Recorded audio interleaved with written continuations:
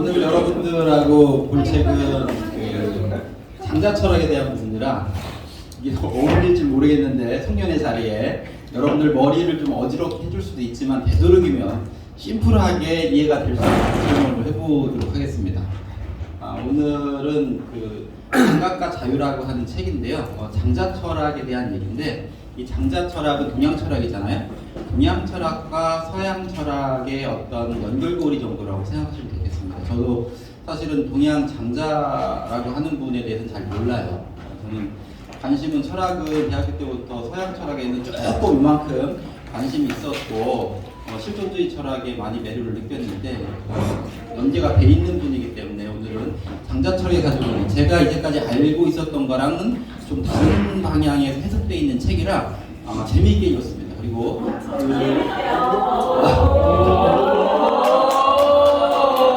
그 포인트에 맞춰가지고 한번 설명을 좀 드려보겠습니다. 지금 장자하면 떠오르는 게 있죠. 지금 원래 장주죠? 분명히 장주는 지금 무슨 꿈을 꾸고 있겠습니까? 한번 상상을 해보세요. 어떤 꿈을 꾸고 있는 것 같아요 지금? 데이트? 데이트? 내일은 비가 올까? 네. 비가 안 그러니까 올까? 그 장자하면 우리가 호전몽이 떠오르잖아요. 그래서 이런 사진 하나 제가 보여드렸는데 오늘은 이 장주는 지금 무슨 꿈을 꾸고 있냐면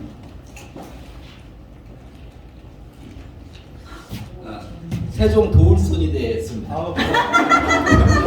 저의 권위로 얘기를 하면 안 먹힐 것 같아서 장자라 생각하시고 오늘 도태우는 아니고 장자다 내가 장자가 꿈을 꾸고 있는 사람이다라고 생각하시고 이 얘기를 좀 들어줬으면 감사하겠습니다. 자 그럼 바로 시작해보도록 하겠습니다.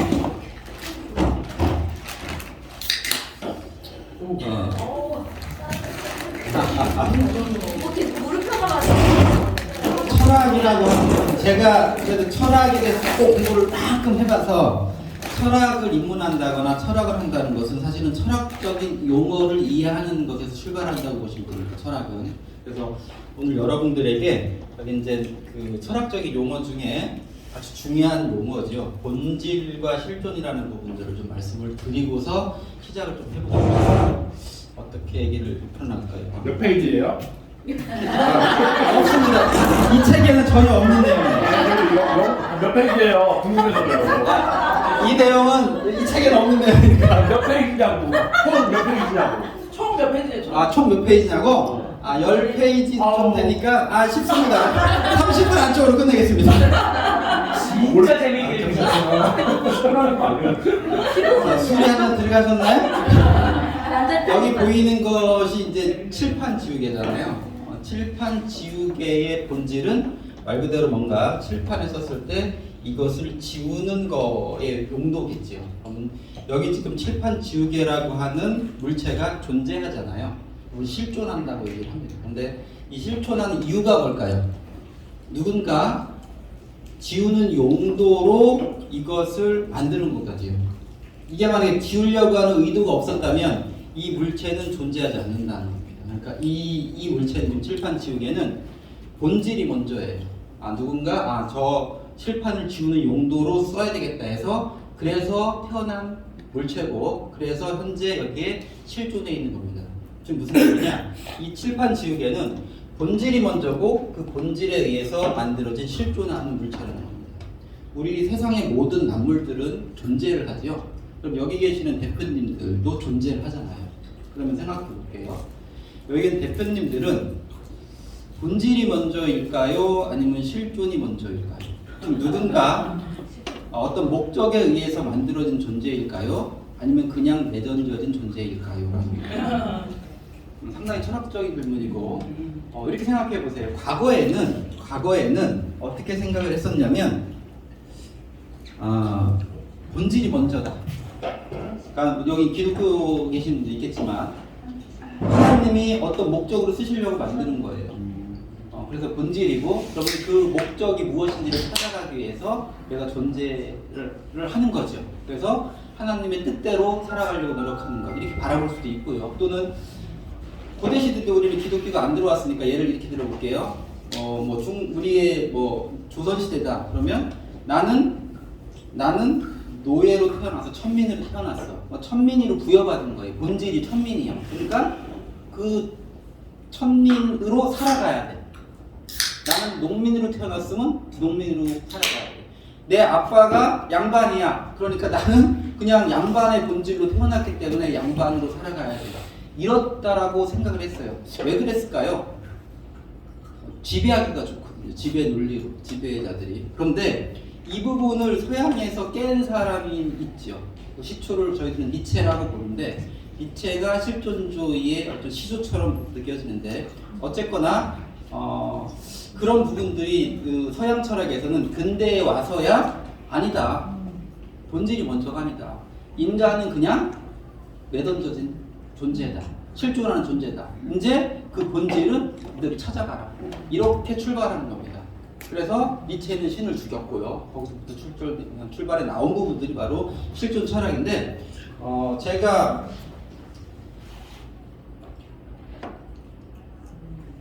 이런 장폴 샤르트르라고 하는 사람이 이제 존재와 무라고 하는 책을 냈어요. 그게 어찌 보면 실존주의 철학에서의 뭐에 해당되는 경전과 같은 책이라고 보면 됩니다. 아까 예를 들면 제가 저기 지우개 얘기했잖아요.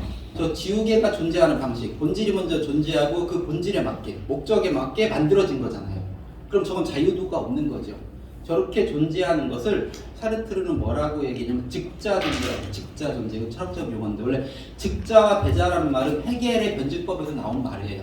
그런데 사르트르는 즉 우리가 사물이 존재하는 방식, 우리가 만들어놓은 사물이 존재하는 방식이 목적이 먼저 있고 그 목적에 의해서 만들어진 실존하는 것이다. 그런 것을 즉자존재라고 얘기하고, 하지만 인간은 그렇지 않다. 인간만큼은 본질이 먼저가 아니다. 그냥 존재하는 것이 먼저라는 겁니다. 즉 실존하는 것이 먼저고, 그러니 이 인간은 자유도를 가지고 있다라는 겁니다. 그래서 존재와 무라고 하는 것, 쉽게 얘기하면 우리는 존재는 1차적인 즉자존재이지만 거기에서 나를 인식하고 그리고 미래에 대해서 내가 어떤 방향으로 선택할 수 있는 자유를 가지고 있는 것이고, 그렇게 인간은 존재하는 것이다. 그것을 우리는 뭐라고 얘기하냐면 배자존재라고 하는 겁니다. 그래서 즉 인간의 존재 방식은 즉자존재 방식이 아니고 배자존재 방식이다. 그 말을 뭐라고 했냐면 장폴 샤르트르는 실존은 본질에 앞선다는 말을 한 겁니다.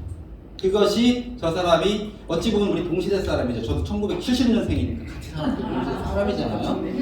근데 와서야 이런 생각을 했을 것이고 그것이 실존주의 철학이고, 제가 이 사람 알았던 것은 대학교 때라 상당히 심취해 있었던 철학자이기도 한데 그 말을 저는 동양 철학에 대해서 잘 모르거든요. 이 책을 읽다 보니까 장자는 2000년이 전에 이미 뭐라고 얘기했냐면 보행지 이성이라고, 길은 걸어다니면서 이루어지는 것이지 원래 존재하는 것이 아니라는 겁니다. 자, 볼게요. 이 얘기는 무슨 얘기냐면 아까 얘기했죠. 본질이 존재한다는 것은 길이 있는 것이고 우리는 그 길을 찾아간다라는 개념인데, 그것이 마음에 드세요? 아니면 여기 계신 대표님들은 길은 없는 거야. 길은 만들어가는 거지. 그 본질은 네가 찾아가는 거야가 마음에 드세요? 저는 후자가 마음에 들거든요. 후자가 마음에 드는데, 그래서 이렇게 길이 존재하는 것이 아니다. 길은 내가 걸어다니면서 만들어가는 것이라는 겁니다. 이렇게 우리가 길을 걸으면서 만들어 가는 거죠. 이렇게 가는 게 아니고 우리는 이렇게 어떤 지점에서 실존하는 존재고 그 본질을 우리는 찾아가는 거라는 겁니다. 그 얘기를 장자는 똑같이 얘기합니다. 이미 서양 철학자보다 2000년 전에 이런 얘기를 한 사람이에요. 사실 장자가 있었던 시대는 아시잖아요. 춘추 전국시대라고 해서 상당히 혼란스러운 시기에 모든 그때가 이제 제자박가 시대잖아요. 그때 많은 그 철학자들은 길이 있는 것이다. 길을 찾아가라 라고 했다면, 장자는 그렇게 길이 어디 있느냐, 길을 만들어가는 거지 라고 하는 독특한 사고방식을 가졌던 철학자입니다. 문제는 이제 여기서 출발인데요. 그런데 우리가 그러면 이 길을 만들어간다고 했을 때 이 길 끝에는 과연 무엇이 있는가라는 겁니다. 그러면 그 길의 끝에 바로 타자라는 것을 발견하게 된다는 겁니다. 자, 이 부분이 상당히 중요한데요. 우리는 지금 여기 모여 있잖아요. 나 말고 다른 타자들이 존재해요. 살아가면서 타자들이 존재한다고요. 우리는 그런데 그 타자에게로 건너가야 됩니다. 왜 건너가야 될까 한번 생각해 볼게요. 사실 안 건너가도 되거든요. 나는 게 여기 있으면 되지. 길을 굳이 만들 필요는 없잖아요. 그런데 타자에게 건너가야 되는 이유는 내가 타자를 좋아하니까 그런 거예요. 마음에 드니까 어떤 방식으로. 생각해 보세요. 가장 가까운 타자가 누굴까요? 가족이겠네요. 부부일 수도 있고 자녀일 수도 있어요. 그래서 사랑하니까 그 타자에게 건너가야 되는 겁니다. 그런데 타자는 어떤 존재냐면, 즉 우리는 인간은 혼자 못 살잖아요. 그래서 타자에게 건너가야 되는 이유는, 즉 타자와 연대할 수 있는 우리는 살아갈 수 없는 존재이고, 그런데 그 타자는 어떤 존재냐면 어떻게 할 수 없는 존재. 내가 어떻게 할 수 없는 존재가 바로 타자라는 겁니다. 그러면 어떻게 내가 어찌할 수 없는 존재에게 건너갈 수 있어야 되는 것인가를 장자는 얘기하는 거예요. 즉 우리도 어느 누구도 어찌할 수 없는 자유, 즉 타자성을 가진 존재가 타자인데, 우리는 그 타자에게 건너가기를 했어요. 안 건너가도 되지만 난 타자에게 건너가고 싶어. 사랑하고 싶고 연대하고 싶단 말이에요. 그런데 타자에게 건너가기 위해서는 조건이 필요하다는 거예요. 내가 가고 싶다고 갈 수 있는 것이 아니라는 겁니다. 즉 타자는 타자성을 가지고 내 마음대로 할 수 없는 존재이기 때문에 타자에게 건너가기 위해서는 바로 망각이라는, 비움이라는 것이 필요하다는 것이 이 책 제목의 망각과 자유의 첫 번째 포인트라고 생각하시면 됩니다. 즉 그 망각이라고 하는 것은 바로 내가 실존하고 있는데 그 본질을 찾아가는 그 끄트머리에서 만나게 되는 타자들이라는 겁니다. 그 타자들에게 건너가기 위해서는 그럼 뭐가 필요하냐? 망각이 필요하다는 겁니다. 왜 그러냐면 이런 거예요. 그러면 내가 망각을 하고 나를 질문 잠깐 할게요. 예. 여기서 나온 타자는 예. 타인을 의미하는 건가요? 여러 가지, 그러니까 우리가 쉽게 얘기하면 타자일 수도 있고요. 내가 그러니까 인식으로 바라봤을 때 우리가 인식의 한계가 있잖아요. 이렇게 생각해 보시면 돼요. 이 타자는 우리는 뭐라고 바라볼 때 심적 존재로 바라보면 타자가 없는데, 우리는 그 유한적인 한계를 가지고 있는 인식 체계를 가지고 있어요. 그러니까 나의 바운다리죠. 내가 바라볼 수 있는 인식 체계. 그 인식 체계 안쪽까지 바깥을 타자라고 생각하시는 게 맞아요.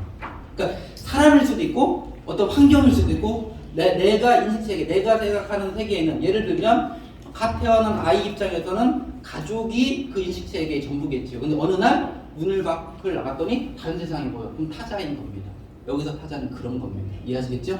그래서 그 타자로 건너가기 위해서 나는 망각이 필요한데, 왜 망각이 필요한지는 차후에 좀 설명드리기로 하고, 그러기 위해서 우리는 비워야 된다라고 하는 건데, 문제는 내가 비운다고 해서, 망각한다고 해서 타자한테 무조건 필연적으로 건너갈 수 있다는 것이 아닙니다. 장자가 위대한 건 바로 그겁니다.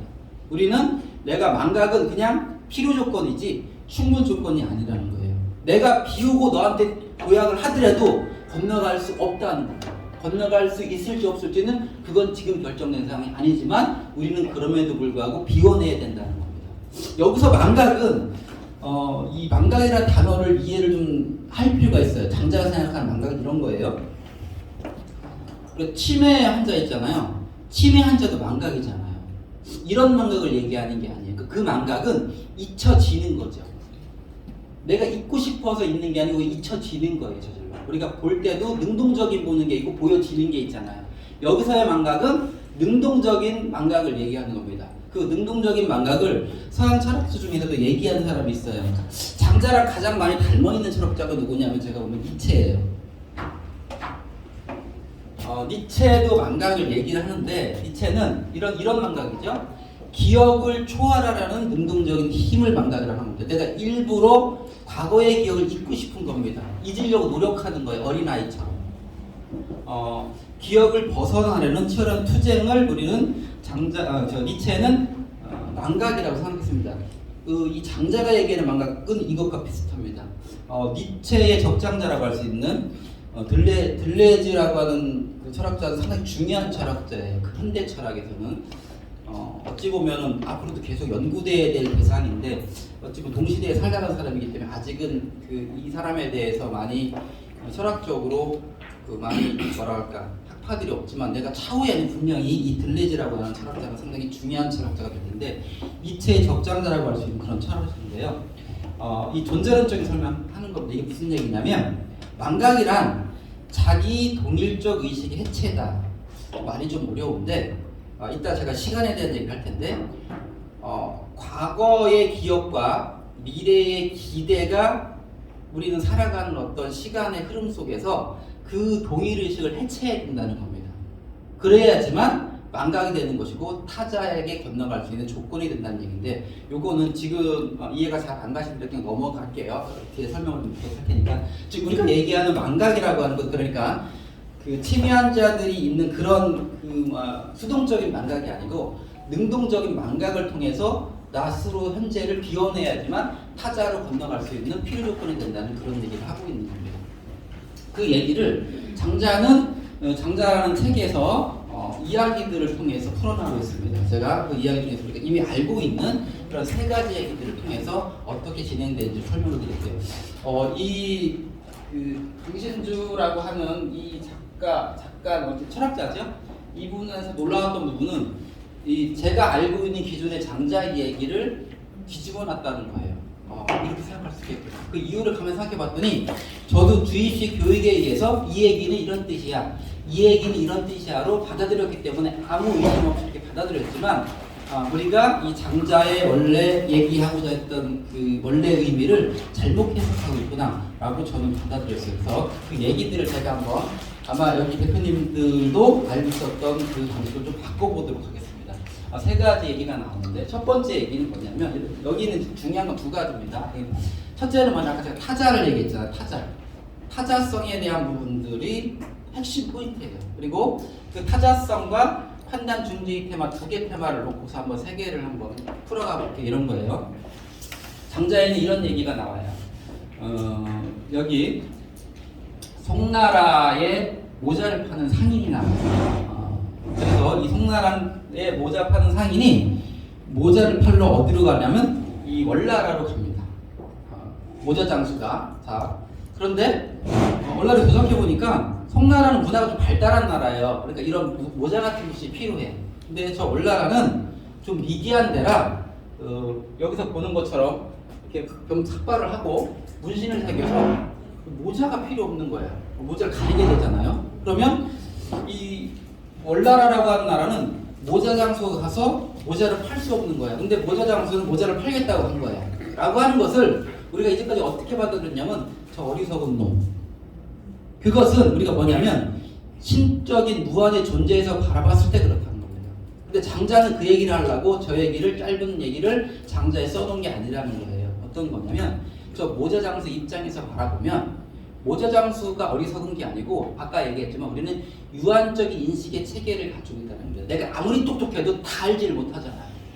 그럼 내가 알고 있는 그러니까 이 송나라 모자 장수는 자기 송나라에 있는 것이 세상에 다라고 생각하고 그것을 가지고서 월나라로 넘어가는 거예요. 근데 자기가 생각했는데 전혀 다른 세상을 맞닥뜨리게 된 거예요. 즉 뭐냐면 타자를 만나게 된 거죠. 내가 기존에 가지고 있던 인식 체계로는 도저히 이해가 안 가요. 나는 모자 장수인데 이 나라에 갔더니 모자를 팔 수가 없어. 모자 장수이면서 모자 장수가 아니네. 그것을 우리는 뭐라고 해야 되냐면 판단 중지의 변화라고 얘기합니다. 혼돈이 오는 거죠. 뭔가 그리고 타자성을 만남으로써 혼돈이 왔어. 그것을 우리는 두 개를 동시에 그걸 양행론이라고 하는 겁니다. 두 개는 떨어뜨려 놓을 수 없다고 보는 거예요. 타자성에는 항상 판단 중지가 올 수밖에 없다는 겁니다. 그러면 어떻게 그걸 해결할 것인가? 라고 하는 얘기는 이 얘기는 안 나와요. 짤막하게 갔더니 모자를 팔 수 없는 그런 상황이다까지만 나오는 겁니다. 이 얘기를 왜 써놨는가? 자, 두 번째로 넘어가 볼게요. 우리가 이미 많이 알고 있는 내용이에요. 조삼모사라는 건데 우리는 조삼모사를 어떻게 써요? 원숭이 어리석음으로 있잖아요. 장자는 그 얘기를 하려고 이걸 써놓은 게 아니에요. 근데 왜 그래봤나 생각했더니 제가 이 원문에도 나오는 제 책에 잠깐 그 원문 자체를 한번 읽어볼게요.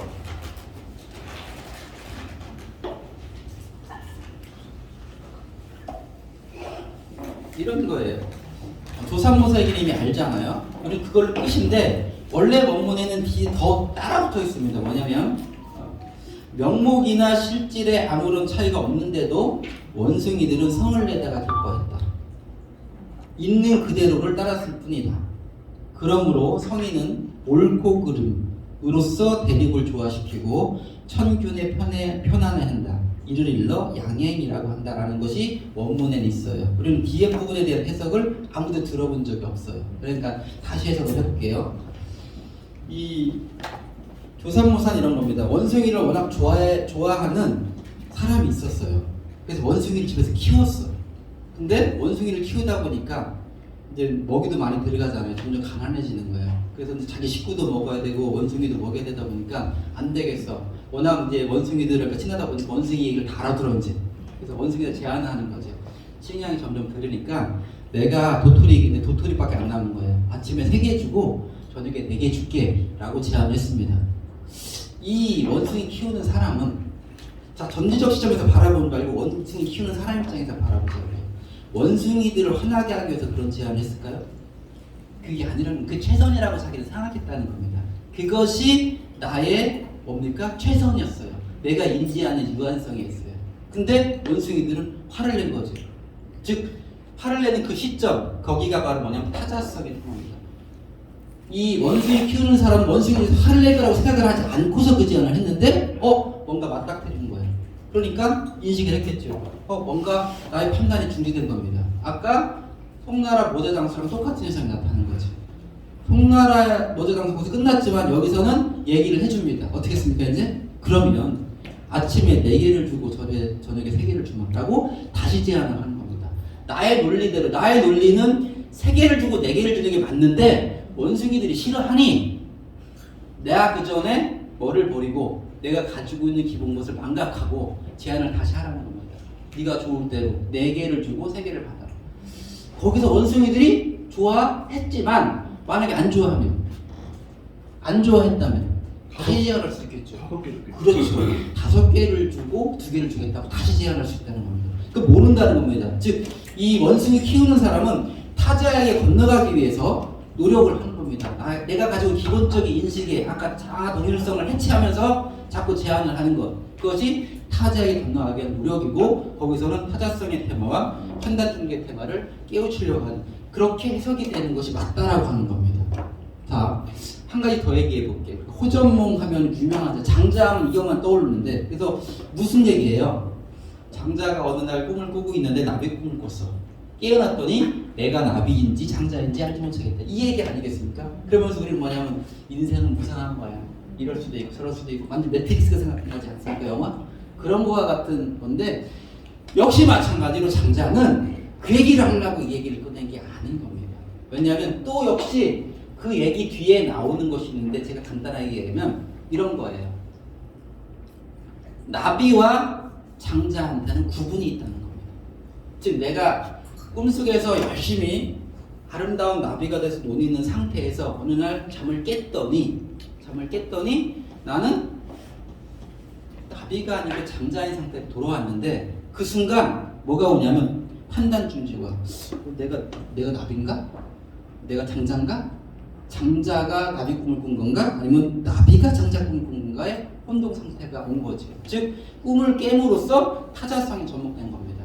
그런데 여기서 핵심은 뭐냐면 그럼에도 불구하고 장자와 나비에는 구분이 있다는 겁니다. 그러니 내가 나비일 때는 나비처럼 살아야 하고 장자일 때는 장자처럼 살아라는 얘기를 하는 겁니다. 나비일 때 철학을 하면 안 되고 내가 장자일 때 헐헐 나르면 안 된다는 얘기를 하는 겁니다. 그 얘기는 그 순간순간에 맞춰서 나를 변화해가는 것, 그것이 아까 얘기했었던 내가 본질을 찾아가는 그 길 끝에서 행해야 되는 행위라는 것을 장자는 얘기하고 싶었던 그런 부분입니다. 자, 그런데 이렇게 순간순간 현실에 대한 부분들을 장자는 계속적으로 얘기를 하고 있습니다. 그런데 우리가 이렇게 망각이라고 하는 부분들을 우리가 하려면 사실 실질적으로는 인식에 대한 부분이니까 우리가 시간이라는 부분들을 어떻게 인식하는가가 상당히 중요해서 그 부분도 책에 나오는 것을 좀 정리를 해봤습니다. 그래서 이제 이렇게 한번 먼저 볼게요. 지금까지를 정리를 한다면 우리는 이제 장자나 그 샤르트르나 같은 얘기를 하는 겁니다. 즉 뭐냐? 나는 본질을 찾아가기 위해서 노력을 하는데 그 끝에서는 반드시 타자성을 만나게 된다. 그 타자를 만나서 건너가기 위해서는 나는 뭐를 해야 되고 비움과 망각을 해야 되고 그리고 타자를 건너뛰는 그 나머지 선택은 뭐다? 나는 자유도를 가지고 있는 자유자. 내가 대자적 존재이기 때문에 대자적 존재의 인간의 존재 방식은 거기서 자유도를 갖는다는 겁니다. 그러면 이 책 제목에 나오는 두 개가 해결이 됐죠. 망각과 자유에서. 그 망각이란 내가 타자로 도약하기 위해서 필요한 것이고 그 도약하고 나서의 나머지는 나의 선택이라고 하는 자유가 나타난다는 겁니다. 그러면 그렇게 하기 위해서 기본적으로 우리가 이제 시간에 대한 부분들을 좀 한번 다뤄봐야 되겠습니다. 서양 역사적으로 이제 시간이란 무엇인가에 대한 부분들을 다루는데요. 저도 이 책을 보면서 시간을 이렇게까지 분석해 본 적이 없는데 뭐 분석을 해보게 되더라고요. 보면서 시간이라는 것이 무엇이냐면 그 마음이 기능하는 세 가지 역량의 양태라는 겁니다. 그러니까 뭐냐면 과거의 양태는 기억이라고 하는 거고요. 그리고 현재의 양태는 지각이라는 겁니다. 그리고 미래의 양태가 바로 기대라고 하는 건데 이것은 이제 생애철학자라고 하죠. 베르그송이라고 하는 생애철학자가 시간을 이 세 개의 지속이라고 하는 원리로 승화를 시켰어요. 그러니까 뭐냐면 이 세 개가 기억과 지각과 기대가 연결돼서 하나의 기억과 기대의 연속선상에 이 현재의 지각이 존재하는 거예요. 그러니까 지각이라는 마음의 역량은 그 존재론적인 위상이 좀 축소됐지만 즉 기억과 기대가 큰 비중이죠. 그러니까 과거에서 미래까지가 즉 기억하고 있기 때문에 기대를 한다는 거예요. 기억이 없으면 기대라는 것은 있을 수가 없겠죠. 생각해 보세요. 내가 이 사람하고 관계의 기억이 있기 때문에 다음에 만났을 때 뭔가를 기대하는 거죠. 그렇죠? 그런 연속선상에서 시간은 인간한테 존재한다라고 바라보는 겁니다. 그것을 제가 아까 얘기했던 샤르트르는 예를 들어서 아까 얘기했던 것처럼 이 직자적 존재의 예는 그럴 필요가 있나요? 그럴 필요가 없거든요. 기억과 기대가 없단 말이에요. 그냥 존재하는 거지. 왜냐하면 목적과 즉 본질과 실존이 일치하잖아요. 그래 변화할 필요가 없는 거고 자유도가 없는 거잖아요. 근데 인간은 그렇지 않다는 겁니다. 왜냐하면 인간은 목적이 먼저고 거기에 맞춰지는 실존한 게 아니고 실존이 먼저라는 거예요. 그래서 내가 존재하려고 하는 본질을 찾아가려다 보면 계속적으로 대자적 구조를 가져갈 수밖에 없는 것이고 그 속에서 우리는 기대라는 것을 하게 된다는 겁니다. 그렇게 우리가 샤르트르는 이해를 한 것이고요. 현대에서 레비나스가 좀 중요한 사람인데 저 사람은 타자에 대한 그 윤리론이라고 해야 되나? 타자에 대한 윤리를 상당히 강조한 철학자이긴 한데 레비나스는 미래 그것은 타자다. 타자와의 조우는 기대의 자주를 수반한다라고 얘기했습니다. 이게 무슨 얘기냐? 우리가 타자를 만나면 타자한테 기대를 하게 되는데 그때마다 좌절을 겪는다는 겁니다. 그런가요? 한번 보세요. 그러니까 오늘 가서 나 뭐 가족들하고 얘기하다 나 이런 것을 기대를 가지고 얘기했는데 전혀 딴 얘기를 해. 좌절을 갖고 오잖아요. 그죠? 그것이 타자라는 겁니다. 하지만 우리는 타자와의 상호주의 관계에서 실현되는 기대. 그래서 미래를 향한 현재의 침체라고 얘기하는데 예를 들면 우리가 레비나스는 이 부분 이제 장자를 이야기해서는 이 레비나스가 필요한데 저 부분을 자세히 설명하면 길어져요. 그래서 이 부분을 그냥 이렇게 간단하게 얘기하고서 같이 한번 볼게요. 저기 뭐냐면 레비나스가 얘기하는 부분 타자와의 조우를 통해서 자신의 기대가 단지 유아론에 불과하다는 것을 자각함으로써 우리는 타자와 상호주의적 관계를 구성할 수 있다. 저 말을 해석하면 여기서 이제 또 모르는 단어 유아론이라는 말이 나오잖아요. 보통 도가론, 철학에서는 도가론이라는 말을 쓰기도 하는데요. 나의 세계인 거예요, 그냥. 내가 중심이야, 모든 것이. 그런데 타자와 만남으로써 내가 가지고 있는 인식이 유아론에 불과하다는 걸 인식함으로써 우리는 타자와 상호주의적 관계 속에서만 존재한다는 겁니다. 그러니까 미래는 타자와의 조우라는 겁니다. 우연의 만남으로써. 그리고 레비나스는 그럼으로써 내 기대를 끊임없이 좌절시켜야 된다는 겁니다. 타자와 조우하면서 상호주의 관계를 가져가기 위해서는 그게 필요하다는 얘기를 하는 건데요. 그런데 장자가 위대하다고 하는 것은 이 장자의 노나라 임금의 바다스 얘기를 통해서 장자가 레비나스에 위에 있다는 것을 얘기하는 거예요. 무슨 얘기냐면 우리가 타자와 만난다고 해서 무조건적으로 우리의 기대가 좌절되는 부분은 아니라는 겁니다. 자, 무슨 얘기냐? 이 노나라 임금과 바다스 얘기는 이런 거예요. 노나라 임금은 바다새를 너무너무 좋아했어요. 어느 날 봤더니 바다새가 왔어. 바다새가 있는 거야. 아, 나는 너무너무 사랑하는 타자야. 그래서 뭐를 하냐면 내가 가지고 있는 온 힘을 다해서 얘한테 대해줘. 내가 가장 좋아하는 먹이도 주고 보살핌도 주고 계속적으로 나의 최선을 다해서 해주지만 바다새는 죽어요. 왜 죽냐면 바다새는 안 맞는 거지. 오나라 임금한테 맞는 방식이지 바다새는 안 맞는 거예요. 그러니까 뭐냐면 우리가 사랑하는, 건너뛰어야 된다고 했잖아요. 사랑하는 대상의 타자로 건너뛰기 위해서 나는 내 최선을 다하지만 혹시 그 최선이 타자를 죽이는 일이 아닐까? 레비나스는 타자 만날 때마다 기대가 바로바로 좌절된다고 했지만 노자는 그게 아니라는 겁니다. 그 좌절이 바로 일어나지 않는다는 겁니다. 뭐냐면 나는 그 기대를 가지고 관철시키기 위해서 노력을 하는데 그 기대가 결국은 타자를 파멸로 이끌고 좌절되곤 하기 때문에 장자가 얘기하는 것은 이 기대를 미리 좌절시키라는 겁니다. 즉 뭐냐면 이것은 너무 떼늦은 기대니 내가 사랑하는 사람을 죽이고 나서 그 기대를 좌절시키는 것은 너무 늦다는 겁니다. 따라서 미리 기대를 좌절시키고 타자와 만나야 된다는 것을 합니다. 그 얘기가 망각입니다. 나는 이 사람과 만나서 뭔가 기대를 가지는데 그 기대가 바로 좌절되는 게 아니고 내가 어느 정도 계속적으로 사랑을 주는 과정 속에서 어찌 보면 이 사람을 죽일 수도 있으니 내가 이 사람에게 건너뛰기 위해서는 내가 먼저 비움과 망각을 가지고서 가야 된다는 겁니다. 그 결에 맞춰서 살아가야 되는 거지 내 결에 너를 맞추라고 얘기하면 안 된다는 겁니다. 자, 이것을 제가 오랫동안 수학을 하다 보니 수학적으로 한번 해석을 해볼게요. 너무 요거 짧게만 해볼게요. 이런 것 같아요. 저도 고민을 많이 해봤는데 이게 이런 것 같습니다. 제가 보기에는 이쪽을 시간이라고 하고요. 이게 존재하는 존재 위치라고 볼게요. 그냥 일단 이렇게 볼게요. 우리는 이렇게 뭐 살아가겠죠. 어떤 방향으로 아까 얘기한 것처럼 이렇게 길을 가는 겁니다. 찾아간다. 존재하면서 나의 본질을 찾아서 가는 이 끄트머리에 가는 이 순간순간이겠죠. 수학에는 이제 미적분이라는 게 있는데 미분이라는 게 있어요. 미분이라고 하는 것은 나누는 건데 내가 어느 시점을 하고 볼게요. 이게 얘기하면 아까 시간에서의 뭐가 되냐면 지각하는 단계예요. 이 과거는 기억인 과거가 될 거고요. 그 다음에 이 앞쪽은 미래에 대한 기대가 될 겁니다. 나는 이렇게 내 나름대로 선형적으로 가는데 나의 삶 속에서는 계속적으로 접선을 그릴 수 있어요. 그리고 접선을 그릴 수 있다는 것은 미분 가능하다는 것이고 미분 계수라고 하는 거 이게 존재하는 겁니다.